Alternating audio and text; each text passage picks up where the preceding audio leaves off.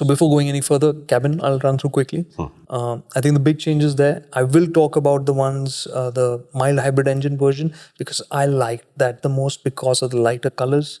And that makes a significant difference for me at least, because it makes the cabin look more pleasing, more relaxing. And in that, you'll see the dashboard has this nice little slab over which sits the infotainment screen. And it almost feels like a shelf. And then there's another gloss black panel on the passenger side, which is backlit with ambient lighting, multicolor and all of that. But what's on that panel? Or it's just a... It's just a gloss black panel with lighting at the back. So you can set it up and it looks a little cool. And so this is what I'm saying, right? Maruti is now making these steps. Right. These are their first steps in playing the features game. They did it with the Baleno. When the Baleno came, everything got the 360-degree camera, the heads-up display. And you have a heads-up display here as well. But it's that same heads-up display that we've seen there, which basically doesn't project onto the windscreen. It projects onto the little panel. Right. It's like a second screen. Correct. Like a second piece of glass onto which it projects. And which is functionally fine. But if these are all experience-oriented features, they aren't the richest experience. Understood. Right? So the cabin design itself, I think it's smart. Is it something special? I'll admit that in the time that we drove the car and we had this conversation, it's been about a week or so since we did that. I kind of forgot what I felt about the interior. That's not a good sign. Yeah, it's not. Yeah. It's not. Yeah. Because it just felt all right. Nothing memorable about it. If anything, you'd say, okay, it has a new steering wheel, which is a nice design, and it's good that Maruti is doing things like that. And the flip side of that is, there was also nothing so objectionable that it sticks out either. Correct. So it's an okay cabin. It's Maruti, right? It works, so nothing is getting in your way.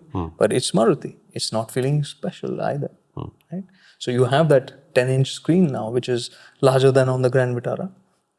But it feels exactly like how you would see it in the Grand Vitara in terms of the user interface and stuff like that. Which, if I remember, it's been a while since I was in a GV, it's not a great screen, it's okay. The screen is good, it's sharp. As in interacting with the screen and all of that. Correct. Does it feel like a new age experience over there? No.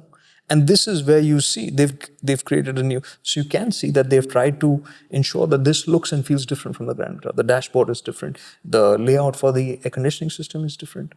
But you can see some things which come across as inexperienced now. The entire stack of controls are for the air conditioning.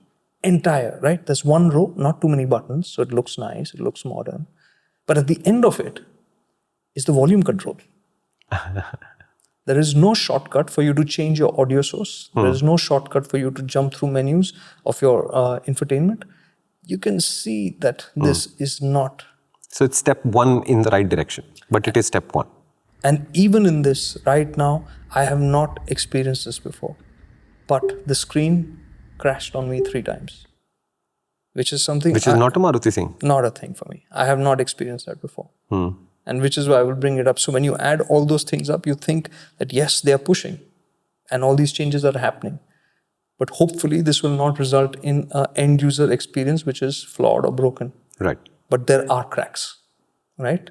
And in that, there are other cracks as well. So the evening that I got there, before the drive, evening before, so there was this presentation, there was this screen out there, like a movie screen, and the cars were parked, and I wasn't sure what was happening, and the people were sitting inside. And then I realized they were doing demos, audio demos, because this has Infinity and Dolby branded audio systems for the top spec version. So when I went into the demo, I was sitting in the back seat. And whoever was sitting in the front, I said, "Can you just check the balance? Because it feels like the rear speakers. I mean, I'm not getting a great experience here." So we checked, and it was set at the right place. Okay, I said, whatever. Then the next day, I drove the car, and I thought it was the first car. I thought it was my phone. I thought it was my music app. And then went to the next car. Then I tried different apps. All of that. The sound system, for all that it's being touted to be, today, if you ask me, as an experience, is not where I'd expect it to be for anything that's being branded as such, and especially considering the competition that you have today. It has the right names, but it doesn't have the right experience. And I was talking to some other journalists there. I said, "Did you have this?" And kind of like I could see flashes happen that, oh, right, you know. And then somebody said that, maybe you're supposed to use the demo and maybe you're supposed to use this kind of music file and all of that. I said, That's not how customers live with their cars. I've not done that for any of the cars. At the most, what we've done when we're testing audio in cars, and we do that regularly, is that we make sure it's the high-res file, we make sure it's downloaded on our phone, so that streaming is not making it an issue, and that's about it. How does it play off the phone?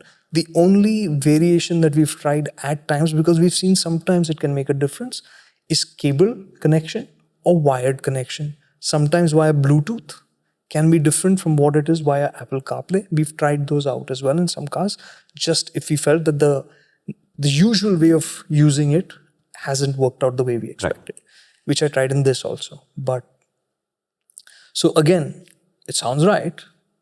It has 8 speakers or whatever. Basically, it has 2 more speakers. So it looks right, doesn't sound right. Yeah, correct, sir.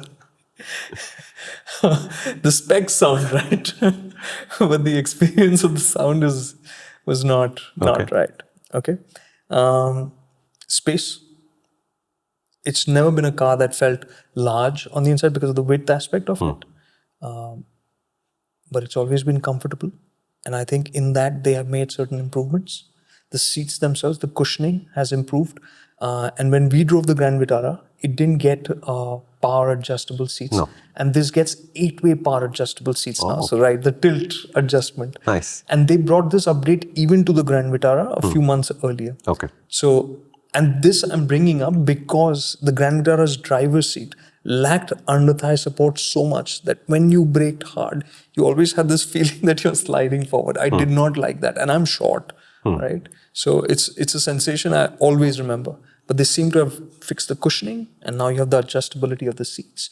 And even the cushioning at the rear, slightly firm, which is good. And as before, enough room for adults, but with the sunroof, headroom will be a compromise, especially if you're tall. And yeah, 2-step adjustment for the seat back angle, those kind of things. So all of that is there functionally fine, is the frills that will not feel as special as they sound on paper. That's the cabin. The Maruti Suzuki Victoris is going to be available in a network that is 6 times grander than the one that the Grand Vitara goes to.